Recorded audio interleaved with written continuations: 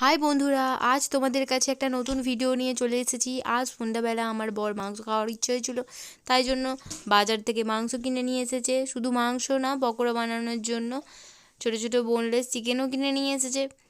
তো সেইগুলোই বানানোর জন্য আমি জোগাড় করেছিলাম।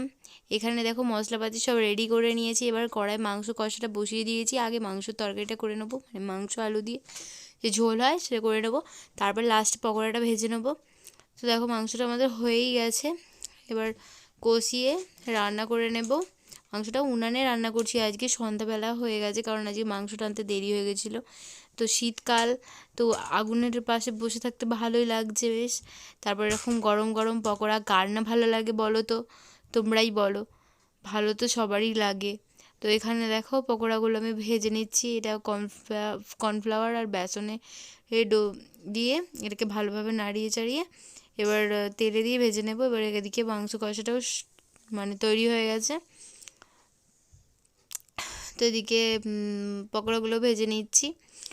পকোড়াগুলো সুন্দরভাবে লাল লালভাবে ভাজতে হবে, ধীরে ধীরে টাইম নিয়ে ভাজতে হবে, কারণ এগুলো খুব জাল দিয়ে ভাজলে কি হয়, তাড়াতাড়ি লাল হয়ে যায়, ভেতরে কাঁচা রয়ে যায়। তো তার জন্য হালকা জাল দিয়েই ভালোভাবে ভেজে নিতে হবে।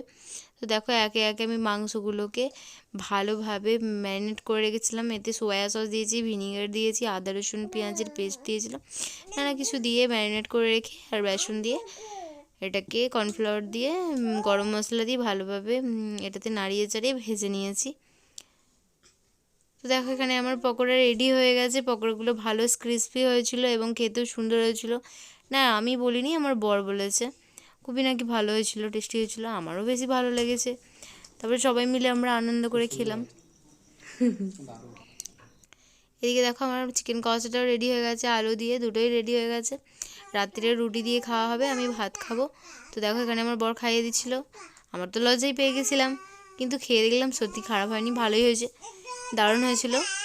তো দেখো এখানে আজকে রাত্রিটা খাওয়াটা জমে যাবে জাস্ট। শীতকালে গরম গরম চিকেন পকোড়া আর মাংস কষা। তো আজকের মতো বাই বাই, টাটা। তোমরা সবাই ভালো থেকো, সুস্থ থেকো, আর আমার ভিডিওটি লাইক সাবস্ক্রাইব করে